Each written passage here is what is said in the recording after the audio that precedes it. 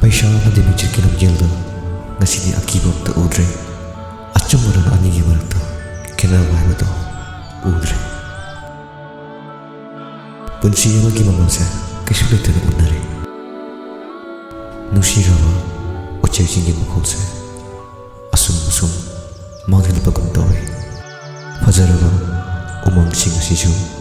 noma nomagi mangsingdakre aduba koini Hingminnashi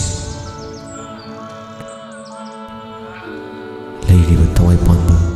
akhoi khudimak